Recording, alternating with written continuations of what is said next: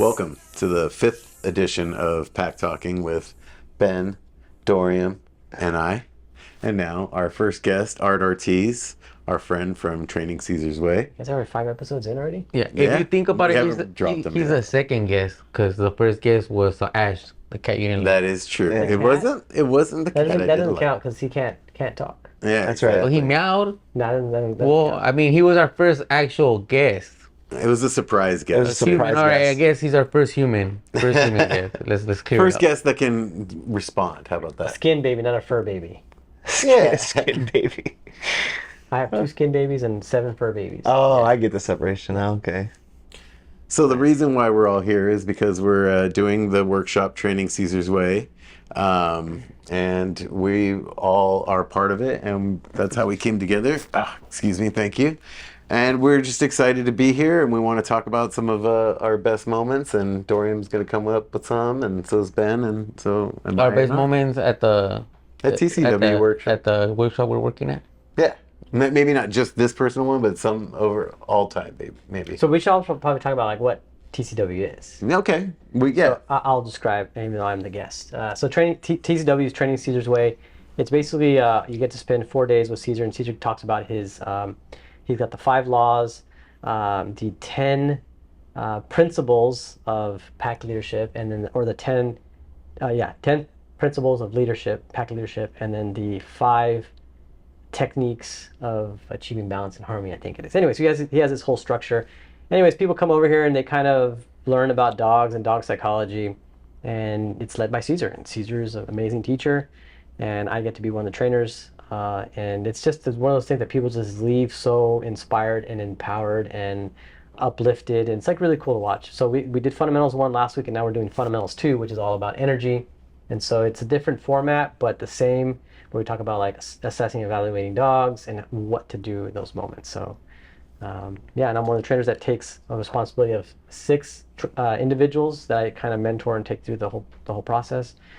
Job that I take very seriously, by the way. Yeah. I want people to have an experience, because I too was a student of Training Caesar's Way 11 years ago. So I know exactly what they're going through, what they're experiencing. So I want their experience to be just as great as what my experience was. And it was transformative, your experience. Oh yeah, it changed everything for me. You can tell that though. You can tell that way you look at him and you talk to all the students that you really do care, and I think that's why part of the reason why I go to Caesars too, though, just to think about it. Yeah. So because of me, Or just the how much you care about the experience for the students and that transformation. Just you caring about the transformation of the students. It's something I admire too. I can tell how much you actually care about making sure when they leave here that they're a little better off. Yeah, I would probably say that of all the trainers, that I still keep in touch with the students. It's me being accountable to them, right? And so, but I'm like that with just people and clients I work with. I have to keep them accountable, right? And so if I'm going to be working with these students, they're in my life for a reason, right? And they're there to, my greatest gift in this world is to connect things or connect people. I'm a connector. And so in order to accomplish that mission that I have, or that gift that I have, is that I want to still keep in contact to connect still with them. That is your powerful gift, most definitely. Definitely. The thing I love most about it is the way that it transforms the people. Because you were mentioning that they get to work with the dog psychology part and with the dogs, but I feel the most integral part of it is the human transforming through this process, and it's like a caterpillar into a butterfly kind of thing. It's just really beautiful. Yeah. Yeah. Well, I'm gonna say something about Art off the top. He is my favorite dog trainer at these courses.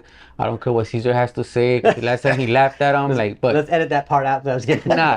But no, I think he was joking in all fairness. But me personally, I've always thought that Art was the best dog trainer at these courses, and for the reason is what he said, his connectivity. I always see the way he connects with people. I'm not really looking at his training style, and it's not because to me, dog training technique or style has nothing to do with it. The biggest thing is how you connect with humans and how you teach them. And that's something that's very difficult, because in the industry that we are, there is a lot of people that are good with dogs, but just not good with people. So when I saw Art's talent, I was like, oh, I'm a fly on the wall on this guy. I'm listening everything he's saying. And one of the things that he said today, as a matter of fact, that was something that it hit me. Pack position. Listen, connect, and show them. Lead them. Lead them. Oh, okay. I don't have a good memory, but you said that today. Could you explain that a little bit? Yeah, so Caesar has a thing he calls pack position. We know what it is, but people out there don't know what it is. Caesar has the pack position. He's got the front, the middle, and the back. And you'll start with the back. The back are the sensitive ones. We want to make clear that they're actually not the weaker ones. They're just more sensitive. They're the alerters, right? People always often get confused with the back of the pack as the alerters are the front of the pack, but that's where I think the confusion happens. And then you got the middle of the pack, and the middle of the pack are the connectors. They connect the front to the back, right? They're the bridge. They're the bridge that between those two, right? And then you got the front of the pack, the one that leads. And so when I go into a home, my goal is never just to go there and show you how to do it. So I go in there and I listen to people. I become sensitive. I become every single pack position. I become sensitive to what they have to say. Tell me all. And I just sit there and I listen and I take all the information down. And then I connect with them, right? So I find a way how to connect with them. I'll share a little thing that when I walk into people's houses, I'll look at the books that they're reading, what's on the TV, what their furniture style is. I actually learned that from being in the fire department. Look for information. And so I take that so I can find a way how to connect with them. Like, oh, I've read that book before. That's one of my favorite books. You know what I mean? Oh, I read that book too. And so like we connect on that. Like, just have something in common. Right. You always find a common ground, right? Again, you're building the bridge to show them, to lead them, right? Because you just can't go in there and you have to be a follower first, right? Exactly. A follower by listening to them. You have to then connect with them so you're on the same playing field, and then you show them. Because if you just go there and try to be a leader, no one wants to follow that person. You have to, in order to follow a leader, you have to trust them, right? And you have to build that up. And so it's just a skill that I learned from watching Caesar, Yeah. And so it's the kind of, I don't think Caesar intended to be for humans, but I use that thing for human beings. Totally. Yeah, well, I love that. I mean, for all you dog trainers out there, take that information. That's super valuable information that it's only with experience that comes. And when I heard you say that today, I was like, man, that's deep, because people don't think about those little details, and everybody thinks, oh, like, I gotta show this to the dog, but it's really the connection to the human that's gonna make them, something in them, change the way they are. And that's the most difficult thing to do, is change people. So definitely Art is one of my favorite guys from all time. Since the first time I met him, he's been the same guy, hasn't changed. Nice. Hey, they say we look alike. Before they said that, I thought this guy is handsome. We're gonna show. I thought he was handsome. When they said that, I was like, all right. Like, I see that. We're gonna put up the pictures, bro. We'll when Art has the beard, oh my god, dude, I was. You dying, have an LA, I have a SF hat, San Francisco. Yeah. So That's awesome. Very inspired by him. So I know I sent my brother last time to your workshop, and one of the things I told him is like, look at how he talks to people. Look at how he gets people's brain moving, because you could tell when you sell something to somebody and then it gets them, or they're just clueless there and they're amazed, like, oh, you're such a good person with the dogs, but you could tell they're not capturing the information they're giving. They're just like, oh, good job, like, look at them. But it's that connection that I guess I didn't think about it before, but I would always could tell, like, oh, this person, they're just not at the level I'm talking, they're in la la land. But I think it's a step that I skipped, where the listening and making that skill to make that connection. So Art, thank you for all the wonderful things that you said that I've captured. I did have some questions for you. 2013 you started your business, right? Dog Fit Dallas? 2011. 2011. So 2013 you went to the courses. Actually, January 11th or 12th of 2012. Yeah. Was when you when I started the business, yeah. Oh, okay. But the idea came in late 2011. That you needed to get into dogs. Yeah, I would say that probably happened September, October. I remember I told my ex-wife at the time, I was like, hey, I think because I lost my job. And I was working valet in downtown, and I was just kind of working, I was working odd construction jobs, hanging up bicycle racks in apartment complexes, like anything I could get money, And a fireman at one point too, you said? Well, I got fired from that, so that's when I got... Because you're just saying like all these things I never knew about. Yeah, I never knew you were a fireman either. Yeah, you just in passing. Yeah, I learned that from the fire department. Blah blah blah blah blah. And I was like, wait. Dude, I wanted to interrupt you, but I didn't want to that interrupt nobody you. knows. There's another job that I did. I think Adam may know something that I used to do, but But let me finish the story about like Go for when how I started. You said 2012 was when you When I first, officially and it started. was Dog Fed Dallas back then? Yeah, Or yeah. it's always been Dog Fed Dallas? It's always been Dr. Dallas, and how I came up with that name is so when I was unemployed, I didn't know what I was going to do, and so I used to do CrossFit, and my CrossFit coach, was always like, dude, you would be a really good coach. Like, I really want you here. I really want you here, and so he's like, just think about it, And I was at this point, I was already kind of thinking about getting into dogs, like having a dog walking business. And so I remember he called me. I'm still friends with the guy. His name's Robert Selders, a great mentor of mine, even to this day. And he called me up like a couple weeks later. Hey, so what are you gonna do? I was like, I don't know. I think I'm gonna do this dog thing. And so I was kind of inspired by the whole CrossFit thing. I'm gonna call it Dog Fit because I didn't want to be like use like I don't know like the typical the dog cliche stuff, like paws on whatever, paws on the patio. You know what I mean? Like all that cliche thing. So. Never mind. Pause in progress. He's like, what am I wearing right now? That's hilarious. That's funny. Embarrassing. But so then great. that's how I came up with the name. And originally, because I wanted to be active, I wanted to take dogs on hikes, and I wanted to do these things. I had no idea I was going to end up where I'm at right now, right? It was just to make some money, just to survive. And so I remember I used to have this service where I would run with the dogs. Like I was actively a runner. You try to make it like the CrossFit, but of dogs. Not really. I just wanted to stay in shape. Oh. I was like, what can I do to stay in shape?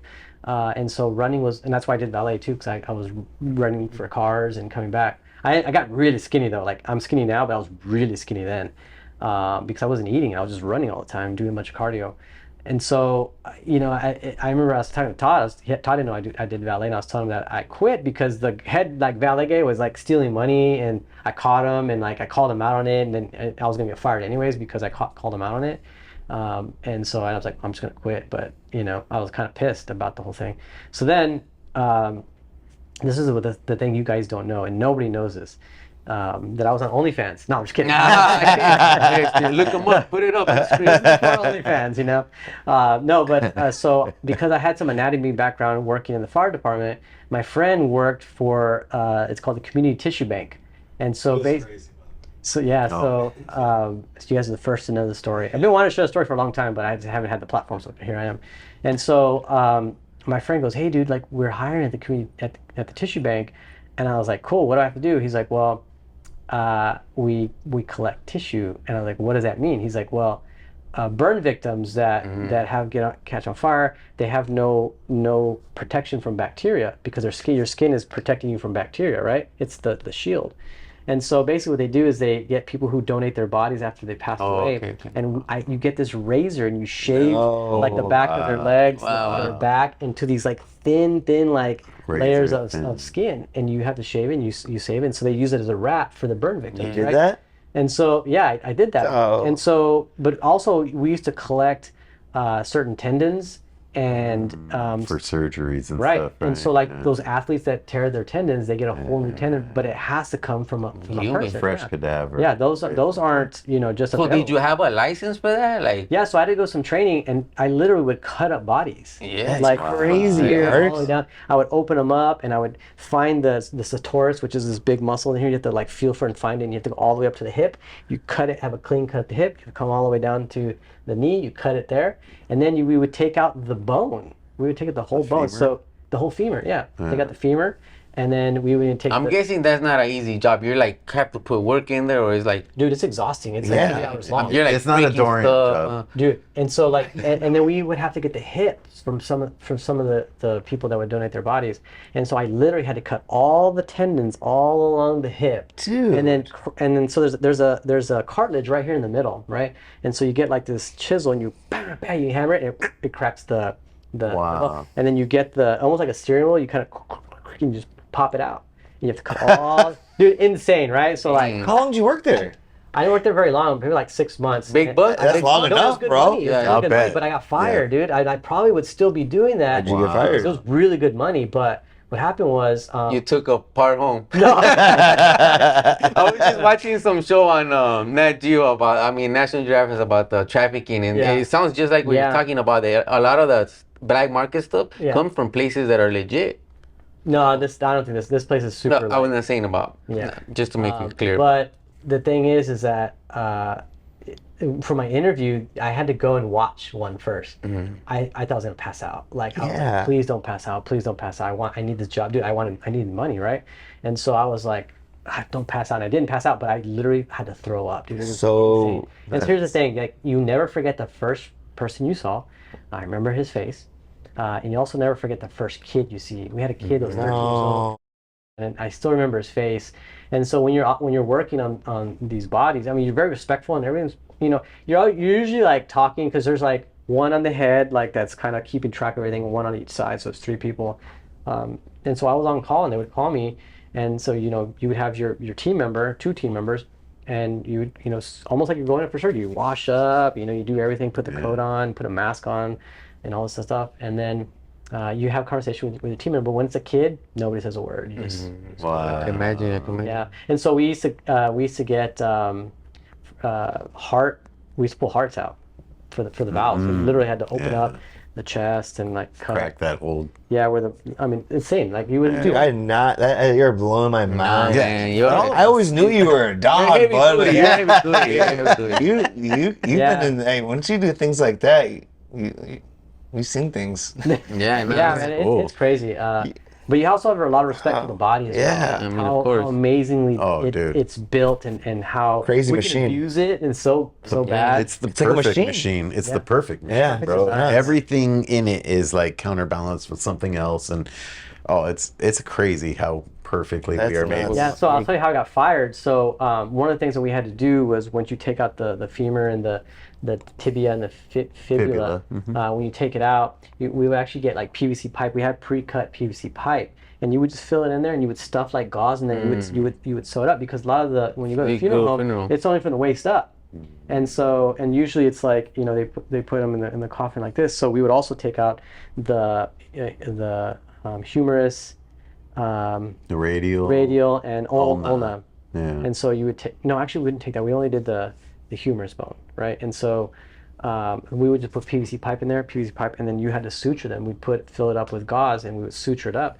So I was suturing, and I slipped, and I poked myself. And you have like these gloves, but it went through the glove, and immediately you have to like put pressure and wash it like right away. And so then they always did like blood tests on these people, and when they did the blood test, it came back as like, we can't find anything. And so there was something in the guy's blood that wouldn't register, because when they spin it, they mix with chemicals to make sure it doesn't have HIV and all this stuff. Nothing came back. No. So I'm just like, oh my Tweaking. God, like, do I have HIV? Like this is how I die. That's exactly what I was thinking. And so, dude, I remember like even I stopped dating for a while because I was like, what if I have it? Things like that. Being responsible. But luckily, I took some tests like years later, and even like before Ann and I got pregnant, that was one of the things we tested for, and I was negative, thank God. But it was scary, dude. But what happened that they got you fired though? Oh, because Came out dirty on a blood test? No, I slipped, and it was just an accident. So I had to do like some incident report. It's a whole big deal, right? And I was kind of new, and they're like, yeah, it's just not gonna work. Yeah. They kind of your reliability, that's clumsy. Yeah. So dude, I got fired, and then so I had just been fired earlier that year. Well, I can't remember the same year. No, it wasn't the same year. It was the year after. That was 2011. So it was 2012. This was 2012, right? So I just started my business, but I didn't have enough clients.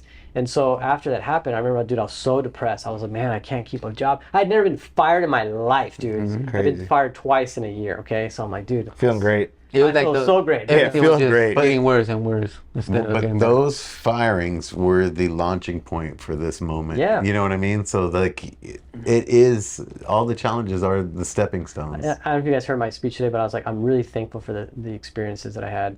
And then, but before I get to that, I also want to, after I got fired, I was like, I have no reason to be here in Dallas right now. I'm just going to go to my parents' house. And I drove 8 hours to my parents' house, and I had to drive from Dallas to Austin. My sister lived in Austin, and I was going to San Antonio to Del Rio. And so in Waco, Texas, I totaled my car with my 3 dogs.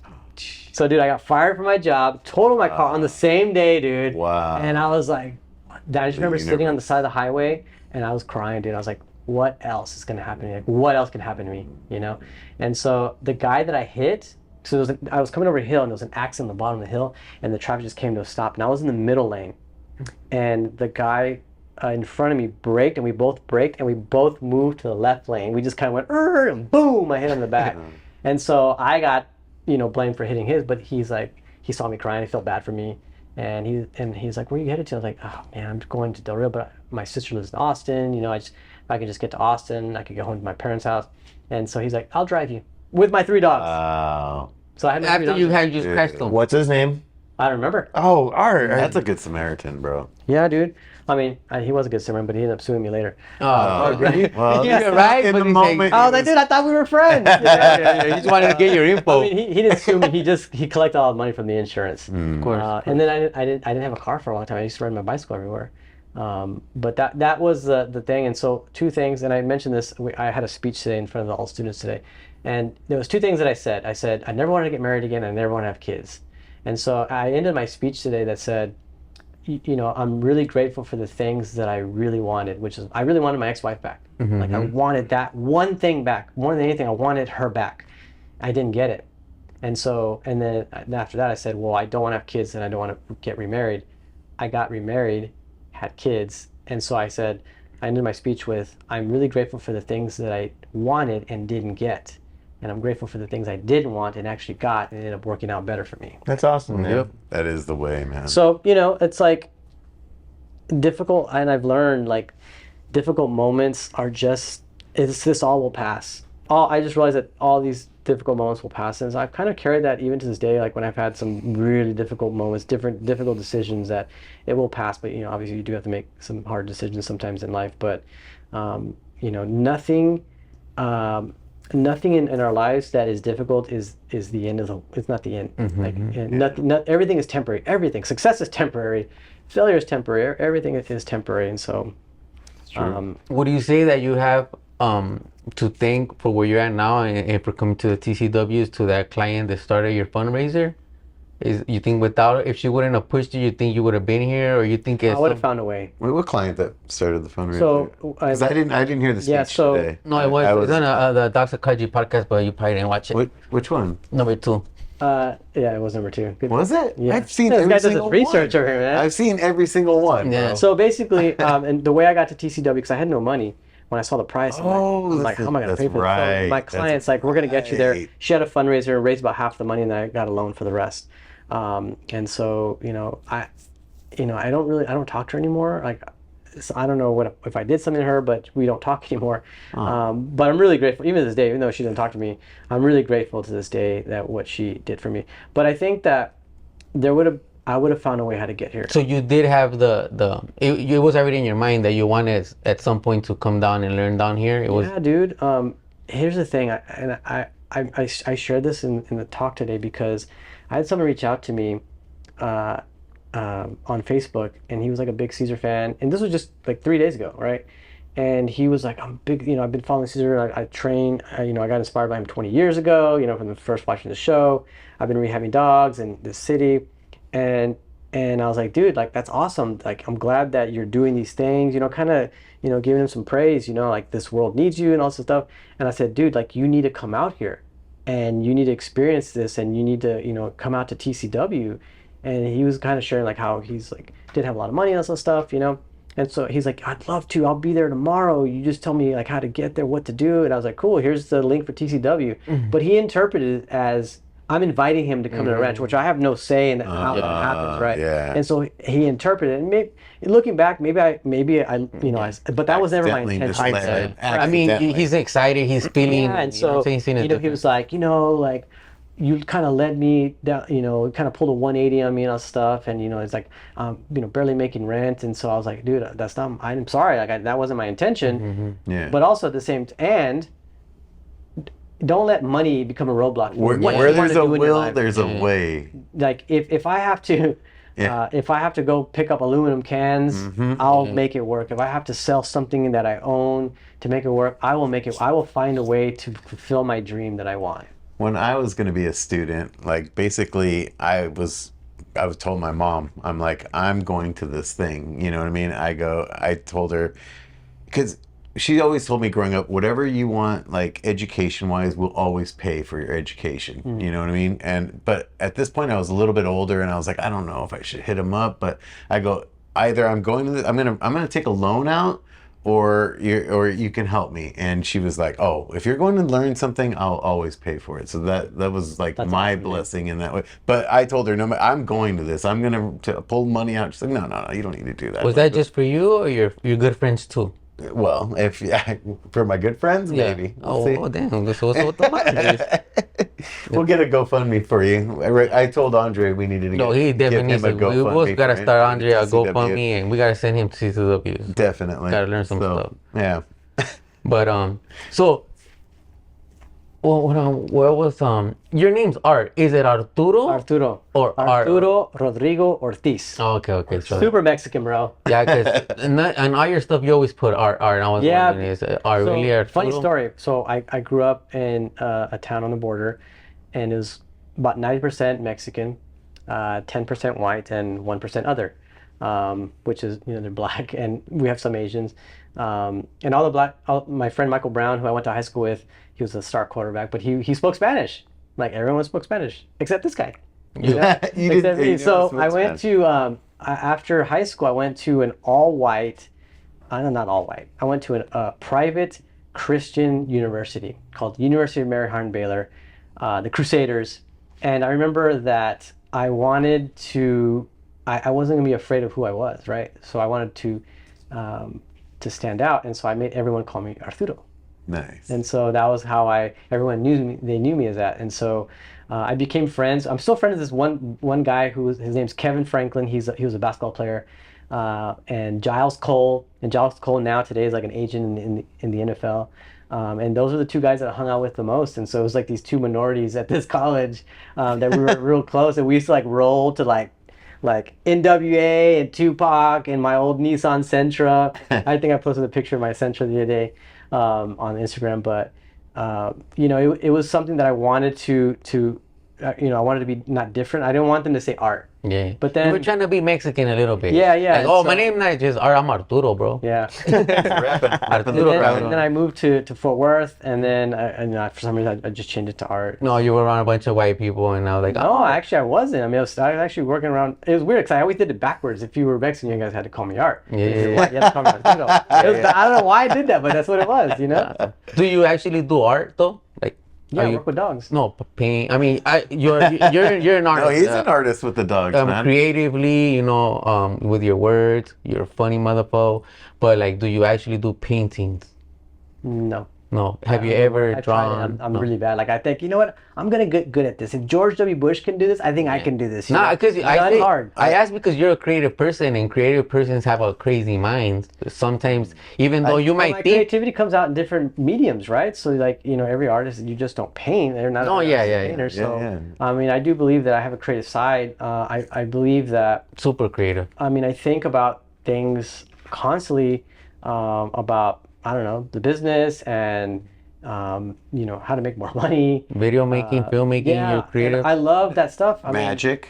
I like card magic. I like. Did you call it hard magic? Card. Oh, card magic. I liked hard magic. I like doing card magic, but that's just to keep my brain learning something new, right? Getting my fingers involved. They call jiu-jitsu the gentle art, right? So it's like an art form. It's a discipline that they call it the gentle form, but there's nothing gentle about it really. But those are artistic ways to express yourself. And so that's how I express myself. That's beautiful. You got 7 dogs, right? Oh man, yeah. Any chance of in the future for a cat? Yes. So a cat has been a discussion in the last month or so. I love it. Like.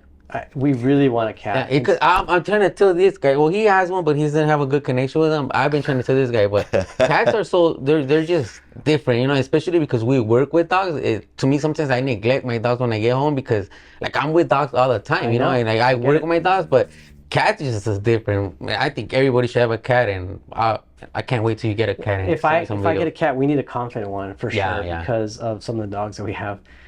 Because I have one, Luna, who's our oldest dog. She has a pretty high prey drive, and she's one of those like silent hunters. Like she's not vocal. Buddha, he is prey drive, but and he goes crazy for cats, but I know he could live with a cat. Because he's been around other animals and he's Plus, been fine. you're the best trainer out there, so Yeah. there's no reason why you wouldn't be. And I know Luna could do it, but the other dogs, I've already introduced Nogi. She's already been around cat. Pickles has been around a cat. Nala's been around a cat. Honey has no prey drive whatsoever. She's a pit bull that has like no prey drive. Gracie has lived with the cat. So everyone should be okay. And I think we could make it work, but I do need a confident cat. Yeah. 100% I need a confident cat. I can't one that's going to, if one of them happens to chase, like they go in a little prey drive that she would run, that would make things worse. I definitely need one that would like, Yeah, definitely. They'll pop, them. My son, my oldest son, River, loves cats, and he's really good with cats. Also, he's been around them. Yeah, dude, and like when we went to my parents' house, we had their stray cats, and my son just like, is like the cat whisperer. He always has cats around him, and he's like, yeah, cats follow energy. Yeah, but he's really good with cats. Like he's a cat dude.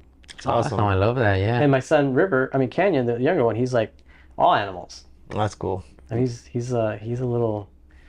Yeah, he loves animals, goes crazy, birds. Well, with you as his dad, he's going to be introduced to the right way to meet all animals with the right energy in a sense. Yeah. You know what I mean? So. Yes and no. I mean, because he has that energy about him. But my older son, I kind of feel like he sees dad being taken away. So he spends less time with dad because of the dogs. Because of animals. So I think that's why because we don't have a cat, he doesn't have that. That makes sense? Like yeah, he doesn't totally. see as being taken away from the cats. He does see me having to go to work because of the dogs. So I feel like he has this resentment towards dogs in a weird way. That makes sense. I'm aware of it. Yeah, I'm aware of it. And so, he always says, "Who's your favorite dog?" And he goes, for a long time it was Nogi. He said that's why we kept her, because I wanted her too, but he was like all about her. Like, oh, it's my favorite. And she would always like roll over. And if you see like a little squatty pitty, and he just loved her. And now he's like, Nala's my favorite, because Nala's like super chill. Like she's just we call her the purest dog we have, because she doesn't really know how to do anything but just be a dog. Like awesome. She's so beautiful animal. Like that's the way she's she's never jumped on people. She doesn't get on furniture. Never had to show her. She just came into our house and was like, all right, I'm cool. You know what I mean? Something you get those special dogs. She's a special dog. Well, I can't wait for you to get a cat for sure. I love it. Last question for me. Art, you've had an amazing journey. I'm pretty sure you've had to do some things to get where you're at. What would 2024 Art till 2013 or 2011 Art? That's a really good question. Trust yourself. Be patient. Your time will come. Because I think I try to rush things, because my journey has been very slow. It looks like it's been fast, but I feel like a lot of times people have risen, stupid things that I would look at. I would get jealous about certain things, or people rising too fast. But then I remember telling myself, your time will come. Your time will come. And sure enough, it did come. And the people that rose have already fallen. And so I had to really come to terms with just stay on course, do what you're going to do. I had a really bad experience with some employees that used to work with me. And they were, kind of spreading false rumors about us and my wife and all these other things. And those things really hurt. And so it was very bothersome to my wife and myself. Don't get me wrong. Some of the things that were said weren't true. And basically just their own insecurities that they had they created these things, right? And so I remember telling my wife, like, just stay the course. We're going to lose some clients. The reason why we lost clients is because they wanted to stay with their walker or whatever, because like we had a pack walking business at the time. And so I get it. Like, I get that their dogs are used to the person that's walking them. I just own the company. Yeah, the relationship is between them. And so I understood that. And so I couldn't just say, hey, we got a new walker for your dog, and have to start the whole process all over again. And so I recognize, it's snowing over there. I recognize that, and I just said, if they leave, the clients leave, we'll get more and replace them. And sure enough, we did. And you can't force people to stay with you, right? You can't. It's almost like being in a relationship with somebody. It is a relationship, but it's like a relationship with me and, like, say, another girl, and they want to leave you. If they want to leave, go. Yeah. I'll find someone else. You know what I mean? And so I think I really had to come to terms with that, saying that's hard. Yeah, because you're losing money. Yeah. Right. And I said, don't worry about it.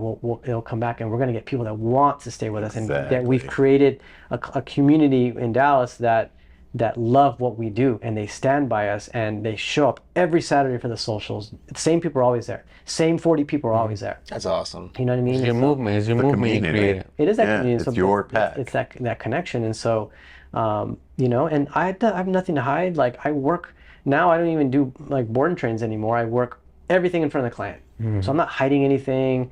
You know, so like even you get these like there's a group or this girl that I've helped out. By the way, I've helped this. I don't want to say who. I don't want to say the gender, but I just did. But this individual, I used to help her out. I used to, I would see her podcast, and I'm like, hey, don't worry about exactly what I'm telling you guys. Like, don't worry about what these people say. Just do your thing. You have really good information. And then she started getting involved in like animal welfare stuff, and then totally went against me. And started like texting me all this like a crazy person, like texting me, and I was like, Trying to get you to change your mind. yeah. That's wild. And I was like, you've never even seen me work.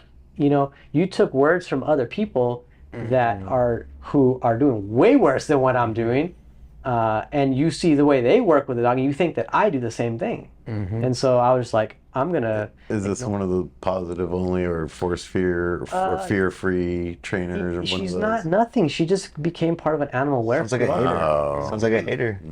And so Well, the truth is, if you don't have people hating on you, then you're not successful. this is true. You know what I mean? That is a mark of a successful person, is somebody is against you in a sense. Mark Goldberg, he's the one that showed me how to use the e-collar. He has a quote that says, "If you want friends, become a dog trainer. If you want enemies, be a really good dog trainer." Yeah, I like that. exactly. There you go. Mark Wahlberg, I have to check him out. No, not Mark Wahlberg. It's not Marky Mark. Mark Goldberg. Oh, He's in Illinois. my bad. My bad. This guy, man. Dorian's the Marky best. Mark. Dorian's the best. So what led you to become a firefighter? In that, like, was that like a dream as a child No. to do something like that, or No, so I've been working in corporate America, and I had just got married. So I got married May 1st, 2010. I took the firefighter exam May 11th, 2010. So 10 days after I got married, I took this test. We didn't even go on a honeymoon because I was going to take this test. And so when you become a firefighter, you have to go through a series of exams. So I took the first initial like written exam. I passed, got in the top 5%. And then they take the 800 people in the top 5%, or 300 people, or whoever it was. No, it's 500 people. They take 500 people who score in the top 5%. So then they take that 500 and they take you through a physical, which is like an obstacle course where you have to like wear fire equipment, carry a water hose, carry a person. It's like a dummy. It's like 150 pounds. You have to carry it like a person carry. You have to climb up 5 flights of stairs, all within a certain amount of time. I think when I first did because you can do a practice run and then you can train for it, right? And so I think the first time I did it, I was like a minute past the time. And I was like, man, I got some training to do. And so then I worked out. I was doing CrossFit, right? I did the test again. I think I missed it by 5 seconds. I was like, ooh, we're making some progress here. So when it was testing time, I finished like with like 10 seconds to spare. Nice. But I finished, right? And so I was the smallest guy to finish. yeah, because your frame is not big. You're carrying 150 pounds, like going up 5 flights of stairs. Is that what you said? Well, I mean, not going up 5 stairs. It's a dummy that weighs 150 pounds. You have to do a Fireman's body carry. Okay, Not body a fireman carry. Yeah, just fireman's carry. carries up here. Yeah, we need that. But you have to carry a fully charged water hose, right? I can't remember the diameter. So you have to remember when you're carrying this fire hose, as you get longer, it's getting heavier because you're carrying more water. Because it's all like this, and you're just bringing it out. Wound. And so you're just like, you're going, and all of a sudden you're like, the very end, you're just like, and then finally you make it over that pass, and you just let it go, and you go to the next one. So I did that. I did a background check, did a drug test, did a lie detector test, and I had to do a panel interview. It was like basically an interrogation. So they take all your background check. Dude, they get like the FBI involved and like checking your background, your references, and they check everything. Dude, it was like intense. And so I got hired in early 2011. So from May all the way, this process took up until January. I think I got offered the job in January to start in March. So I started in March. I went through the whole thing. And on May 11th, 1 year to the day I took the test, is when I got fired. So this whole process lasted 1 year. And so the reason why I became a firefighter is because I'd been working for corporate, and I was so low on the totem pole, and I had no seniority, and so like for me to get vacation, like days off to spend time with my family, and my wife at the time, we talked about having a family, and I just knew that I would continue working there. I wasn't going to spend Christmas with them, and that was going to be really important. So, but if I knew if I became a firefighter, I could be of service. I want to be of service to people, and so I was like, this sounds like a cool job. My friend had recommended, he was a firefighter. He's like, dude, you should become a firefighter. I think you'd be really good at it. You have a good personality, and so that's why I went that direction. It wasn't a dream of mine. I just saw it as a way to be of service of people, right? And here I am now being of service to people still. Yeah, exactly. that And is doing a your goddamn gift. good job at it. That is your Goddamn good job at it. Hey, let's switch it up a little bit to Bobby. Since we're already talking about the Dog Psychology podcast episode 2, Bobby was mentioning it. Could you corroborate on that a little bit? The second episode. Yeah, they were talking about you. Oh, they mentioned me. They mentioned about The story you had. Regina. with Linn, right? Yeah. About how basically The question is, what did Linn do that made you get emotional? Well, Linn didn't do anything that made me get emotional. I got emotional on my own, basically. It was okay. So Regina was barking a lot, and In the crate, right? In the crate, The dog that tried to bite me once. yeah, that's the Gotta make it one. personal, right? That's the one. Which she never did, but anyways, so she was barking a lot in the crate, and I had this whole guilt thing because I'm working with the greatest trainers in the world in my mind. Definitely Caesar's the greatest, and he has these wonderful trainers underneath him, and my dog is barking, and I just felt like I was letting her down, and I just all this guilt, and You did something wrong. yeah, I just felt like embarrassment, and so it just. You were frustrated. No, he's Yeah, feeling it was guilty. embarrassment because I felt like I should be better than this, and I wasn't. And you know what I mean? And my dog is a reflection of me. Were you guys by yourselves or? No, we were in the kennel. Oh, so Yeah. Well, no, but when I broke down was at dinner, Oh, it wasn't at the right? scene. No, but that was in the kennel that all that was going on, and I just got embarrassed, and I started to cry, and I just felt that. Too much pressure. Yeah, it was. It was and so basically what I love about Linn is the next day he was there helping me out, like just we're gonna do this. We'll see how we'll attach her to the fence, and you'll start walking closer and farther away. And when she's starting to react, you're gonna stop and move. He was Goldilocks zoning it basically. You know what I mean? And he just took. Don't say that on here. Yeah, I mean, I don't know what Goldilocks is. I've tried to get some Linn information from Ben, but he was sort of secrecy. He signed the NDA. He don't want to give me no info. If it's all gravy, shout out to Linn for helping my boy anyway. So You thank ever you, heard the Linn. story of Goldilocks? The Three Little Bears? Oh yeah. What Oh no, but I thought like a Linn term. I know he's got the secret society going on. What do you remember from that story, Goldilocks? In the Three Bears? Yeah. Yeah. Where they leave, she goes and she goes to everybody's bed. Yeah, but what did she messes say in the bed? everything up. Was she what? What did she say about the beds? Like one's too hard, One was two. one was too soft. Yeah. And then One was. one was what? Perfect. Right. Just right. And then she goes Just to the right. porridge, right? What happens with the This was too porridge? hot. This was- Bro, I guessed all that. So I that's as much as you could get from me. We should have read With in the the book. porridge, it's basically one's too hot, one's too cold, one's just right. So there's always one that's too much, one that's not enough, and one that's perfect. Like just front, right. middle, back. No, not that. It's how much pressure. Yeah, because the you're- front is too much, the middle's perfect, and the back. You know when I say I want to use the leash as little as possible, but as much as I need? Yeah. That's Goldilocks. Oh, exactly. It's a term. It's not a actual. No, like, he's using the reference as a okay, point okay, in your okay. mind, like you need to go right where you need to be, not too Just much, right. not too little. Okay. It's- Right there. There's I get you, I there's get you. this. I thought it was like an actual like a process that he does or something. Well, it is. Yeah. No, I know, but like the name He's threw using, me off. Yeah, he's yeah. using that story as the model for you to understand in your Yes, mind yes, as I the get you, I get process. And it's a perfect analogy. And He'll, then, he'll always say, Goldilocks that shit. And I was like, what does that mean? What is he talking about? Goldilocks Yeah. that shit. what ended up happening? Regina And was Goldilocks did? yeah, Regina was way less what do you call it, separation anxiety, barking in the crate. Like she would bark when I was driving the gator, so we would do the gator, like drive by with the gator. And Did she have a better understanding, or did you?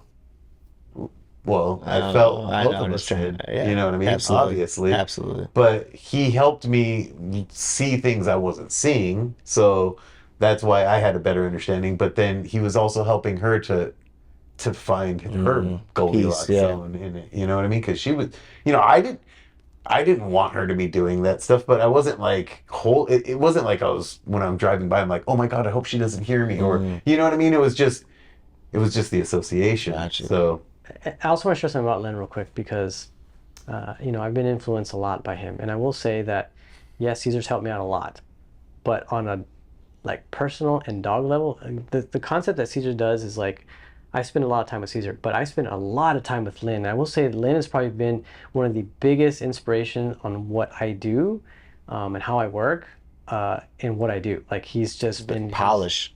I mean, I can't explain the influence he's had in my life. Like he's same had thing a with me. Too huge, much. huge influence in my life, more than anybody. And I mean, I have huge respect. I think Caesar is the GOAT. Like I think he is top of the mountain. I think we all have. I think that Linn would respect for think him. that too, though. yeah. Oh, Linn does think Yeah, that. yeah. Lynn's like, Caesar's like way over there, and we're down on this lonely little planet over here, But with my experience with Linn, as I've had he's influenced me a lot. Absolutely. Like, and has really helped me out with my career on a personal level. He's been to my house, he's spent time with my family. My kids call him Uncle Lint. Not Lint, they call him Uncle Lint. But yeah, I mean, I have just the utmost respect for him. And yeah, he's just been a big mentor to me. Same. He's the best. He's really good. Yeah, well, I'm still upset he quit the dog psychology podcast. And now that I'm talking about Linn, one time I watched a video that he had on a long time ago. This was before he started doing social media. It was about a Rottweiler. I think they got Yes. shot. I watched the whole hour, and then Linn blocks the part where the dog gets, I think, shot or something. And I was a little upset about that, but No, it's like 2 hours long, that thing. I don't remember, but I remember it was long as hell, and I kept watching it, and I'm like, yeah, this is gonna be good, this is gonna be good. And then the action scene, he puts like a folder or something so you can't see, and I was like, come on, bro. That was like the ender for me, but it's all good, I get it. It's all the information lead up to that. I watched that one too, by the way, and that was actually when I was like, Seen that one. what in the world? Like he breaks down You videos.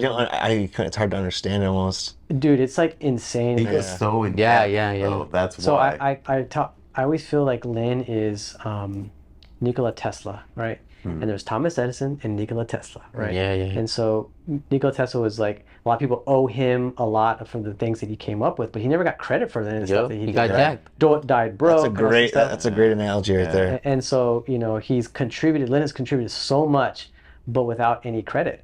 That's why, like, for me, like, I credit him with so much because a lot of the things that I say, when you use leash as little as possible, but when you use leash as little as possible, but as much as you need, that's Goldilocks, right? There's a lot of things that I say that are influenced. I just kind of changed it or made it my own in a way, Personalized it. Though, of course, I didn't change this, but he has his rule number 9. When something's new and different, everything is new and different. So that new and different becomes normal. I always throw these little quotes here and there, but I give him credit. Like, this is a Linnism because he's really. My favorite is what you pet is what you get. Yeah, or ABAB. There you go. The pattern you say is the pattern you get. 1, 2, follow through. Or no one's gonna fucking believe no you. one will believe Yeah. you. That's the best part. I When love he's that really part. in it, he'll start swearing. Yeah. Yeah. Or, but again, I love rule number 1, which is always be in control, and the most important is self-control. Like, if you don't have that, you don't have anything else. You've broken every single other rule, right? And so It's the hardest to obtain is self-control, right? Isn't that what it says as well? well, that's what we call energy. That's what we call being with, like, calm, confident. Does you know what I mean? do you think That's exactly what it is. pressure comes before energy? So that's where I disagree. And I'm not saying that he's wrong. I know what he's talking about. It's the analogy. Does the tree make a sound when it falls in the forest or the woods? It does. And again, it's not that I there's a don't perceiver. disagree. If there's a perceiver. No, but it still makes the sound regardless of the perceiver or not. It's just no one Have is. you seen that new science and they did like some rays? I'm gonna mess the science up, but they record it with no presence of a human. They record it with the presence of a human, and it changed The sound of it. You understand? Light proteins or something like that. So the truth is, you can say that a tree does make a sound when it falls in the woods by itself, and no one's there perceiving it. But Yeah. Well, the camera perceives And it. here's the thing: it's because I don't. and this is the only reason why I say that is because I don't have, even spending time with him, I still don't grasp. You know, he calls this pressure matrix. I still haven't grasped that concept fully. So, It's deep. oh, I know. It's super deep. That's I know. why you haven't Like, grasped the that's concept. why, Yeah, right? yeah. And so it's not like I just go around like, yep, pressure came first, because I really don't know. And it's not that I don't disagree. That's why I said I don't. Not that I disagree with him. It's just I don't have an understanding of it yet. But does it really matter though? What came first?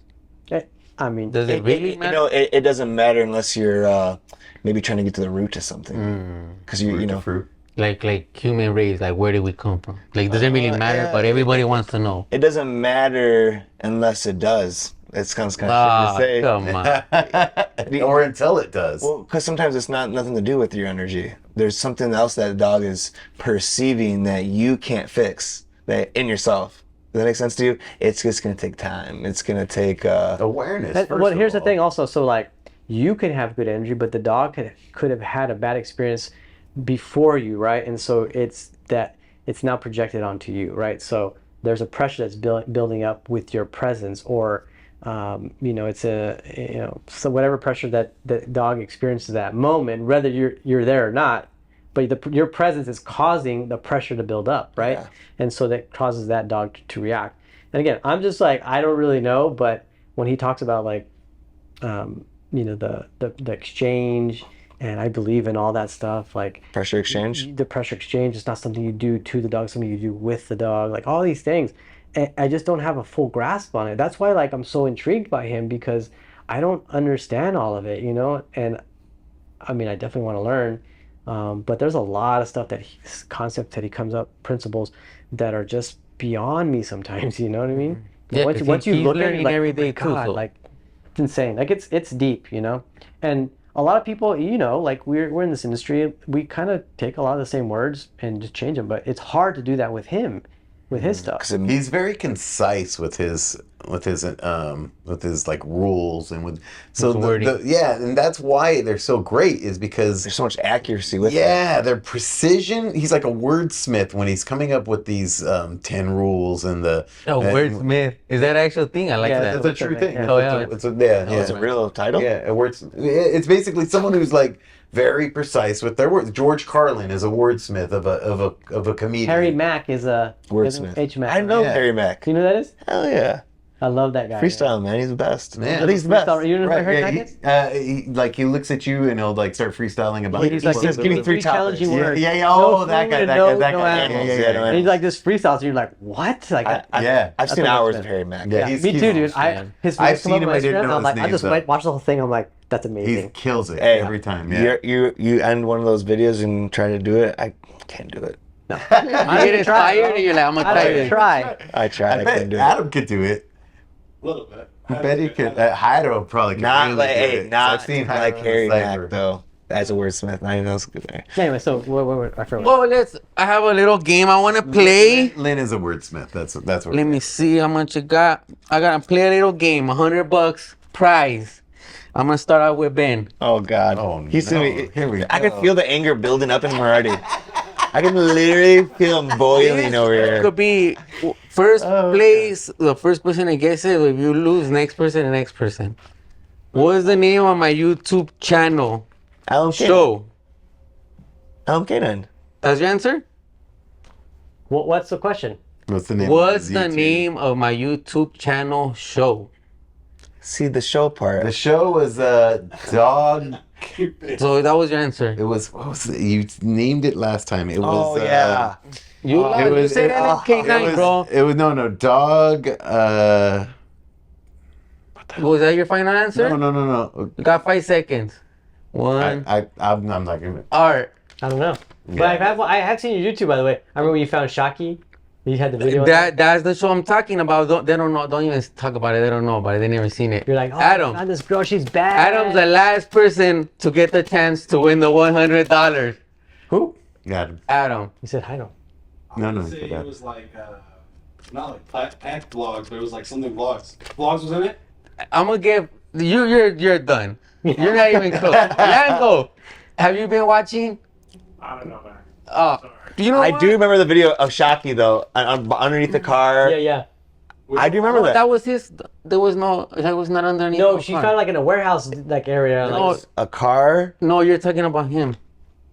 You know what? you were driving your van. Yeah, I saw her walking. Look, I'm not even gonna get into details. They don't know the channel. Dog Forget Ventures it. or something? That was it. But Dog it's too Ventures. late, It's bro. fine, You got I don't it. need Hey, do you that have, money. you have a 20? I got it. I don't though. have a I got it 75. What before else do you you have? said it. So thank you. Why? I I'm don't gonna show need you the guys money. A trick? Yeah, I'll show you guys something. Oh. Oh, before we get to the trick, I want to tell all our subscribers, if they get to the end of this video, the first 3 people to reach out on our Pack Talking Instagram is gonna get a LMK9 shirt. Hit us up, Pack Talking Instagram for your future. The first 3 people, if you make it all the way to the end, hit us up. We'll throw some slip leads in there too. Some slip and maybe the even we one didn't of even talk about the these. Pack Talking Maybe shirt. even one of these. me the dollar We'll bill. see.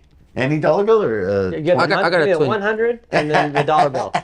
Yeah, 100 and a He one. wants a 101, baby. Nobody got the $100. Okay, so let me do a trick real quick, right? Check this out. Adam, you've seen this one already. I did this with your cousin JoJo. Okay, so I want you to look at it, right? So you see the what bill is on top? One. The $1 bill, One right? is on top. Okay.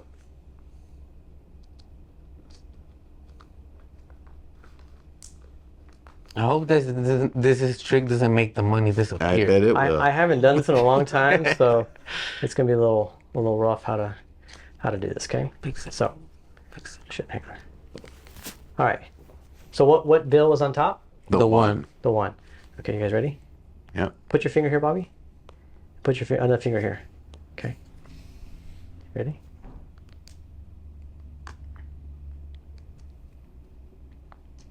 Oh, hang on real quick. Hang on.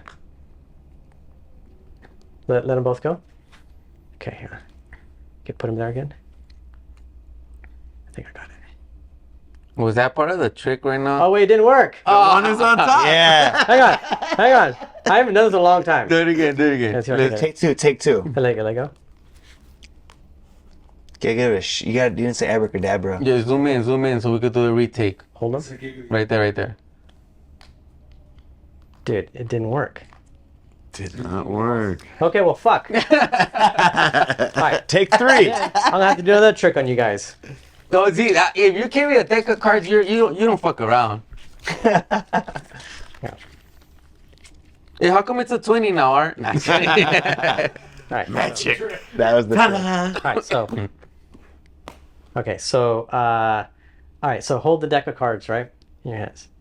All right. So what I want you to do is deal 1 card at a time, face down. 1 card at a time, face down, and stop. Oh wait, hang on. Well, Let's get this out of the way. Hang on. This actually may not work. Actually, I have a better one. Hang on. Let me shuffle this.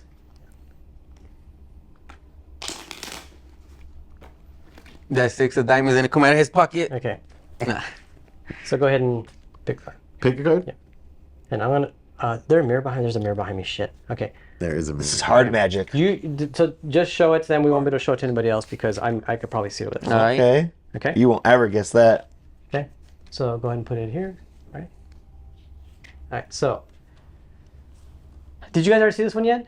Have you don't guys know. seen this one? Okay. So I'm gonna cut the deck, and then we're gonna go ahead and shuffle the cards around, make them all up. Okay.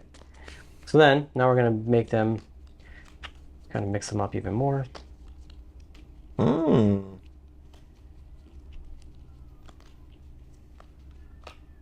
Okay. All right. So I mix them all up. You know, sometimes we got face down. We got some cards that are face down, some that are face up. Now, would you be impressed if I could make all those cards face the same direction again? Yes. Yeah. Yes. Slide them out. What the? Oh. No, baby. Except one. Is that the card you picked? This It is is. the card we picked. Yeah. Wow. That's, All right. Hey, that's hard. That was dope. You know what? Hey, it's called hard magic, bro. That's hard. My dollar bill. I haven't done bring the it dollar back. bill one in a long time, but I thought I knew how to do Yeah, it. like 2 years ago. Yeah. Well, there's we'll nothing- just have you fill it off of it, and then we'll just like add it We'll in. replace it. Yeah, we'll just put it in. I think there's no better way to end the show than with a magic trick. So What do you guys think? Yeah, I appreciate you coming out and talking. Thanks for having Art, me, man. Thank you for being our first guest. Thank you for the bro. respect. Appreciate it. Man, Art, That- you're definitely it. an inspiration for sure. Yeah, and, absolutely. And somebody I look up to, and I really mean that. And remember, there's no art. There's no party without art. Yeah. You know. And there's Exactly. no heart without art. And there's no. There's also earth no without fart. art. There's also no fart without art. There's No art earth without without art. art. Yeah. All right, peace out, my people. Take it easy. Hey, yo. Art Ortiz. Is that an Art Ortiz hat, really? Is that an Art Ortiz? It was an hour?